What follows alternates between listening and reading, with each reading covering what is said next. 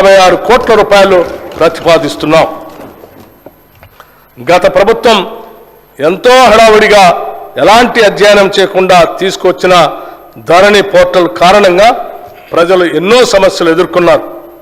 ధరణి కొంతమందికి భరణంగా, మరికొంతమందికి ఆభరణంగా, చాలామందికి భారంగా మారింది. గత ప్రభుత్వం చేసిన తప్పులతో ఎంతోమంది తమ అవసరాల కోసం సొంత భూమిని కూడా అమ్ముకోలేకపోయారు. పిల్లల పెళ్లిళ్ళకి, చదువులకి, ఇతర అవసరాలు తీర్చుకోలేక తీవ్ర ఆవేదన చెందారు. ఇదంతా లోపభూయిష్టమైన ధరణి పోర్టల్ కారణంగానే జరిగింది. ఇప్పుడు మా ప్రభుత్వం ఏర్పడిన తర్వాత రికార్డులు పరిశీలించిన మీదట ఇది నిజమేనని తేలింది. అందుకే ఈ సమస్యను పరిష్కరించేందుకు మా ప్రభుత్వం అత్యధిక ప్రాధాన్యతనిచ్చింది. ఇచ్చిన హామీ మేరకు రెవెన్యూ వ్యవస్థను ప్రక్షాళన చేసేందుకు సత్వర చర్యలు తీసుకున్నాం. ధరణి పోర్టల్ అమలు కారణంగా వచ్చిన సమస్యలను అధ్యయనం చేయడానికి 5 సభ్యులతో ఒక కమిటీని నియమించాం.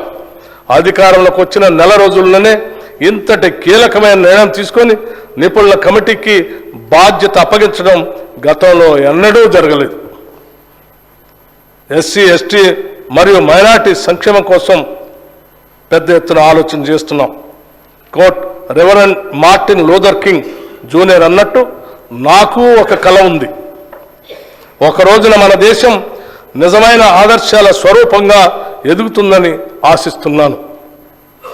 మనుషులంతా సమానంగా సృష్టించబడ్డారు అన్న సత్యానికి ఆదర్శంగా నిలుస్తుంది అని తలుస్తున్నాను. అనుకోటు జనాభాలో అత్యధిక శాతం మంది ఇంకా పేదరికంలో ఉంటే అది నిజమైన అభివృద్ధి కాదు. మన తెలంగాణ రాష్ట్రంలో గత దశాబ్ద కాలంగా పేదలకి ధనికులకి మధ్యన అంతరం మరింత పెరిగింది. అందుకే రాష్ట్ర సంపద వనరులు ప్రజలందరికీ చెందేటట్లుగా చేస్తామని మేము ఇచ్చిన హామీల్ని ప్రజలు విశ్వసించారు. వారి విశ్వాసానికి విఘాతం కలిగించకుండా పటిష్టమైనటువంటి ప్రణాళికతో ముందుకు సాగుతామని, వారికి నిజమైన అభివృద్ధిని అందిస్తామని ఈ సందర్భంగా మీకు తెలియజేస్తున్నాం. ఎస్సీ, ఎస్టీ, మైనార్టీ విద్యార్థుల భవిష్యత్తు కొరకు ఏర్పాటు చేసిన గురుకుల పాఠశాలను మరింతగా అభివృద్ధి పరుస్తాం. సొంత భవనాలు లేని గురుకుల పాఠశాలకు నూతనంగా అన్ని వసతులతో కూడిన భవనాలని నిర్మించడానికి ప్రణాళికలు సిద్ధం చేస్తున్నాం.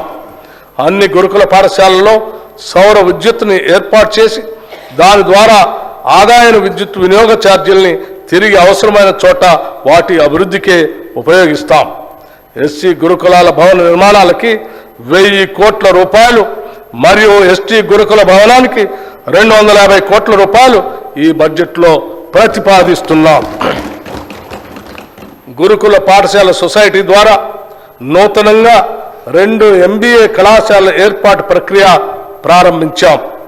వీటి ప్రతిపాదనలను ఇప్పటికే all India council for textile education వారికి టెక్నికల్ ఎడ్యుకేషన్ వారికి తగిన అనుమతి కొరకు సమర్పించడం జరిగింది. రాష్ట్రంలోని గురుకుల పాఠశాలకు బోధనా సిబ్బంది నియామకాలు అతి త్వరలోనే పూర్తి చేయబోతూ ఉన్నాం. ఎస్సీ సంక్షేమానికి 21,874 కోట్ల రూపాయలు, ఎస్టీ సంక్షేమానికి 13,313 కోట్ల రూపాయలు మరియు మైనార్టీ సంక్షేమానికి 2,262 కోట్ల రూపాయలు ప్రతిపాదిస్తున్నాం.